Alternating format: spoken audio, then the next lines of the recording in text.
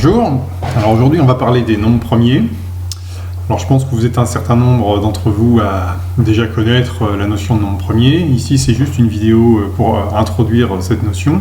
Surtout c'est pour moi une manière de présenter la manière dont je vois les choses en fait, qui est un petit peu originale mais qui permet de déboucher sur les définitions classiques et de manière assez naturelle. Alors pour ça en fait on va se poser la question suivante. Quel est l'alphabet minimal pour construire tous les nombres entiers positifs à l'aide de la simple multiplication? Alors on va s'interroger sur ce que c'est qu'un alphabet en arithmétique et sur ce que signifie ici minimal. Alors pour ça on va prendre un exemple et on va considérer l'alphabet qui est constitué des trois nombres entiers 2, 4 et 5 et on va se demander quel nombre on peut construire à partir de cet alphabet. Alors, par exemple, avec les nombres 2 et 4, en les multipliant, vous obtenez 8. Donc, en fait, à partir de l'alphabet 2, 4 et 5, on peut construire le nombre 8.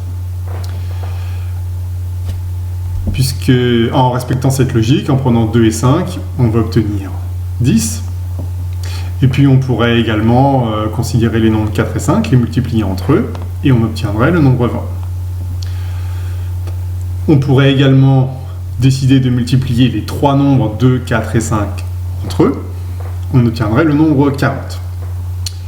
Et ça ne s'arrête pas là, puisque de la même manière que dans la langue française, lorsque vous disposez d'un alphabet, vous pouvez utiliser plusieurs fois la même lettre pour écrire un mot. Ici, on peut donc décider de choisir plusieurs fois le même nombre. Donc, par exemple, on peut obtenir 50 en multipliant 2 par 5 par 5. Dans la même logique, on peut obtenir 32 en calculant 2 fois 4 fois 4. Et puis, on pourrait tout à fait obtenir 1000 en multipliant 2 par lui-même 3 fois et 5 par lui-même 3 fois. Je préfère écrire des puissances plutôt que d'écrire 6 facteurs, c'est un petit peu moins long. On compresse les écritures. Bien. Et alors, on se rend compte qu'en fait, on pourrait construire une infinité de nombres. Puisque je pourrais décider par exemple de prendre le 2 et de le multiplier par lui-même 4 fois et de le multiplier par 5 en prenant le 5 6 fois, ça donnerait des très grands nombres.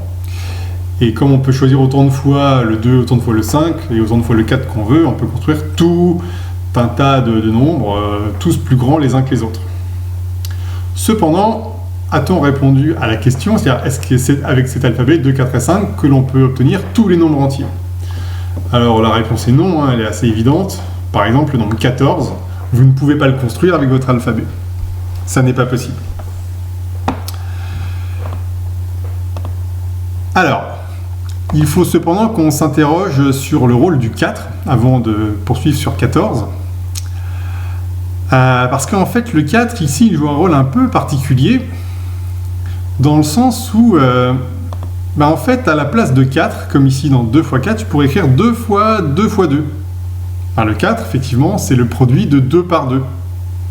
Et donc, je pourrais, à chaque fois que je rencontre 4, le remplacer par 2 fois 2. Ici, dans 20, je pourrais dire que c'est 2 fois 2 fois 5. Et 40, que c'est 2 fois 2 fois 2 fois 5. De la même manière, ici, les 4, je pourrais les remplacer par 2 fois 2. Et ce qui se passe, c'est qu'on se rend compte qu'on n'a pas besoin du 4. Puisqu'à chaque fois qu'on a un 4, je peux le remplacer par 2 fois 2. Alors pour alléger les écritures, je préfère les écrire avec des puissances. Et on se rend compte ici que dans les facteurs que l'on a utilisés dans la décomposition de ces nombres-là, on n'a utilisé que des 2 et que des 5. Ce qui signifie que mon alphabet, ici, pourrait simplement se réduire à l'alphabet constitué des nombres 2 et 5. Le 4 est inutile. C'est en ce sens qu'il fallait comprendre l'adjectif minimal. On n'a pas forcément besoin de tous les nombres que l'on a dans l'alphabet. Ils peuvent se réduire, en fait. Bien. Alors, poursuivons notre quête. Ici, le nombre 14, on n'a pas tellement le choix. 14, on ne peut l'écrire que sous la forme 2 fois 7. Ce qui signifie que si je veux construire tous les nombres, je suis dans l'obligation d'injecter le 7 dans mon alphabet. Je n'ai pas le choix. Maintenant que j'ai fait ça, avec 2, 5 et 7, je pourrais construire plein d'autres nombres. Par exemple, je pourrais construire 49, 7 fois 7, et 35, qui est égal à 5 fois 7. Et puis je pourrais en construire plein d'autres à partir de 2, 5 et 7.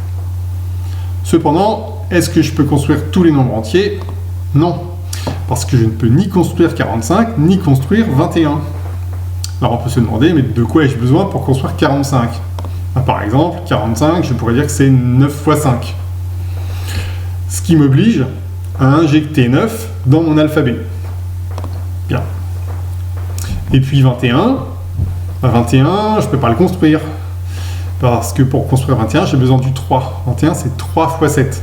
Donc à nouveau, je vais injecter 3 dans mon alphabet. J'injecte 3, mais maintenant se pose la question du rôle du 9. Alors ici, dans 45, on avait 9 fois 5, mais à la place du 9, j'aurais pu tout à fait écrire que c'était 3 fois 3. Et donc je me rends compte, puisque je dispose du 3, que je n'ai pas besoin du 9, puisque tous les nombres qui se décomposeront avec du 9 à l'intérieur pourront simplement utiliser le nombre 3 en écrivant 3 fois 3 à la place de 9. Ce qui fait que voilà, je peux faire disparaître le 9 et me retrouver simplement avec un alphabet ici constitué de 2, 3, 5 et 7. Alors évidemment, avec 2, 3, 5 et 7, je pourrais à nouveau construire plein d'autres nombres, etc. Bon, cependant, je me rends compte qu'il y a toujours des nombres que je ne vais pas pouvoir construire. Par exemple, 77, je vais avoir besoin du nombre 11, etc. Alors, ce qu'on peut constater quand même, c'est que quand on regarde l'alphabet provisoire dont on dispose, c'est que tous les nombres qui sont à l'intérieur de cet alphabet, qui le constituent, sont des nombres qui sont indécomposables. 2, 3, 5 et 7, vous ne pouvez pas les décomposer. Et cet ensemble de nombres, ça s'appelle l'ensemble des nombres premiers. Alors ici, il est incomplet, évidemment. Là, vous avez les premiers nombres premiers, les 4 premiers nombres premiers, mais il y en a d'autres derrière,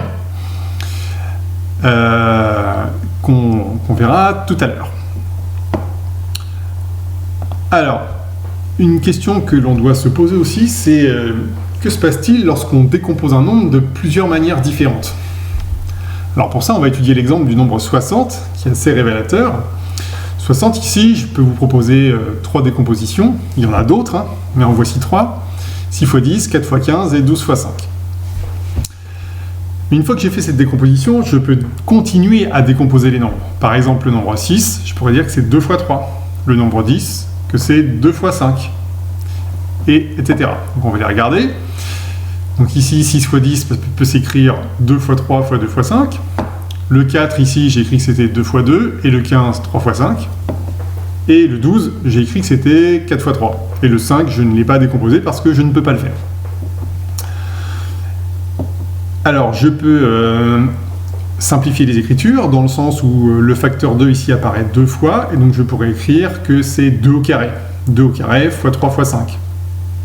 Ici, c'est pareil, 2 x 2, je peux l'écrire 2 au carré, et les x 3 x 5, je n'y ai pas touché.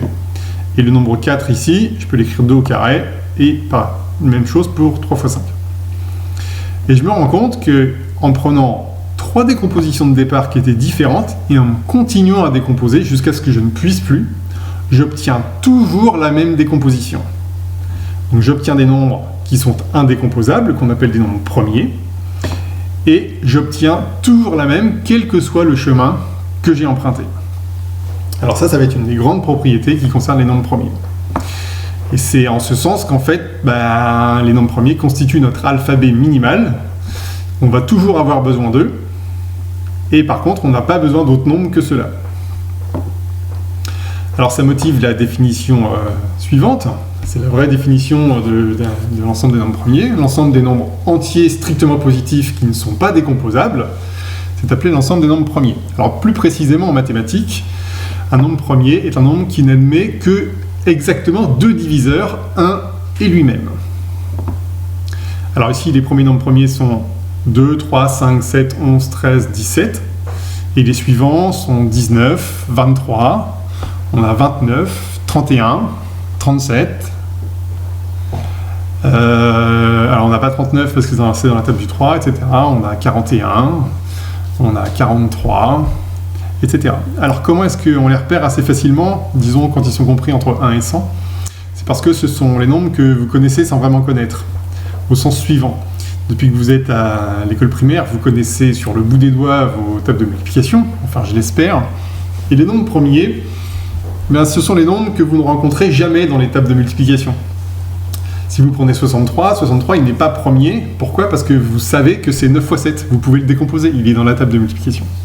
Par contre, si vous prenez 61, vous ne l'avez jamais rencontré dans votre jeunesse. Absolument jamais. Pourquoi? Parce qu'il est premier, on ne peut pas le décomposer. Il ne fait pas partie de la table des multiplications des nombres compris entre 1 et 10. Voilà, donc jusqu'à 100, c'est assez facile de les repérer. Après, c'est un petit peu plus difficile. Alors la propriété que l'on démontrera dans la prochaine vidéo, c'est tout nombre entier supérieur ou égal à 2 peut s'écrire de manière unique comme un produit de nombre premier, à l'ordre près. C'est ce qu'on a vu tout à l'heure pour 60. Alors à l'ordre près, ça signifie qu'à un moment il faut réarranger, parce que si on écrit 2 x 2 x 3 x 5 ou 2 x 3 x 2 x 5, a priori c'est pas la même décomposition, mais c'est la même à l'ordre près parce qu'elle fait intervenir les mêmes nombres. Alors quelques remarques pour conclure. Le nombre 1 n'est pas premier, car il n'admet qu'un seul diviseur et pas deux. En effet, par exemple, si vous prenez 3, il admet deux diviseurs, le nombre 1 et lui-même le nombre 3. Or, le nombre 1, lui, il admet 1 et lui-même, c'est-à-dire 1 comme diviseur, donc ça n'en fait qu'un, et il ne rentre donc pas dans le cadre de la définition. Alors c'est une convention des mathématiciens, on aurait tout à fait pu décider que 1 était un nombre premier, mais pour des raisons de commodité, notamment lorsqu'on énonce des propriétés ou des théorèmes, il est plus pratique que 1 ne soit pas un nombre premier. Donc on a fait ce choix. Mais c'est un choix tout à fait arbitraire. Alors, une question que l'on peut se poser, c'est connaît-on tous les nombres premiers? Et plus généralement, y a-t-il une infinité de nombres premiers? Alors, on répondra à cette question. C'est une question qui a occupé les mathématiciens un certain temps. Les premières preuves ont été très compliquées à établir. Maintenant, on en a certaines qui sont vraiment très très simples. Celle qu'on utilisera fera intervenir notamment la notion de congruence, mais vous verrez qu'avec un petit raisonnement par l'absurde, ce sera vite réglé en fait. Voilà. Bon, j'espère que vous avez compris tout ça. Il n'y avait vraiment rien de compliqué. Et puis, à bientôt pour la suite.